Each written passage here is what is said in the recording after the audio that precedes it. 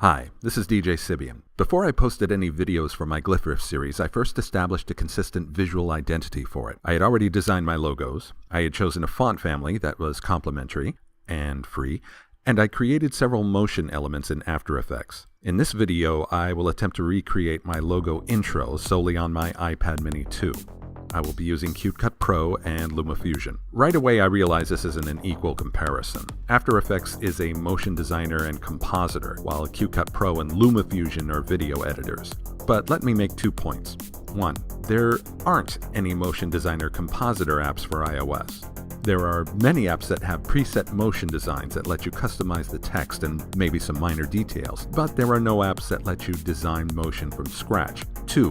While CUT Pro and LumaFusion are mainly video editors, they have compositing features that are robust enough to come close to the piece I've created. Having said that, the first part of my intro I determined that I would not be able to replicate at all was the transformation of the eye in my logo type to the bottom part of my logo mark. That's because the graphics here are vector, not bitmap. Instead of pixels, they're made of points and polygons that can be manipulated and maneuvered without sacrificing the clarity of the graphic. Neither CUT Pro or LumaFusion have the ability to import custom vector graphics at the time of this video, so I used PNGs with transparent backgrounds for each piece.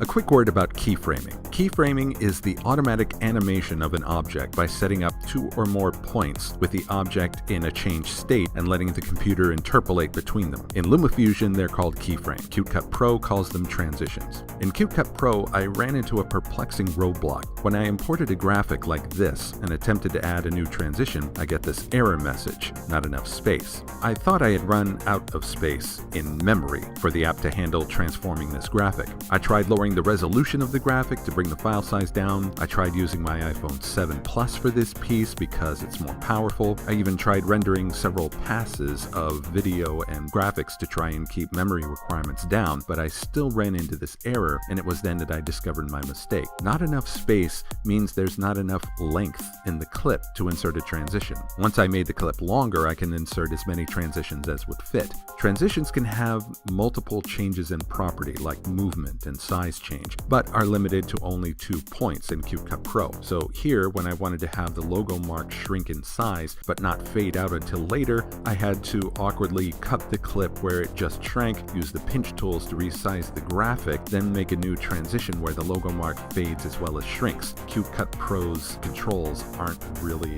meant for fine-tuning, and using pinching can be a little awkward. CUT Pro's compositing ability is also limited to basic effects like opacity, size, color, and movement, so I was not able to create a rumble effect where the logo mark shakes in reaction to the big bass kick, and that lost a bit of impact in the process.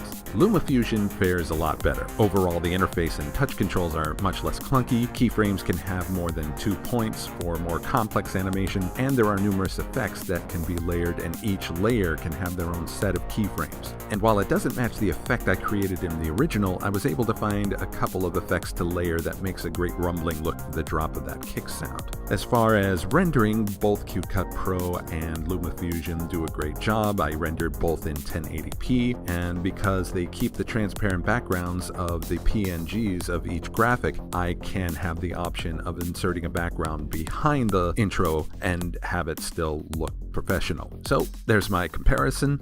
Hope you have a great day, and I hope you make some noise.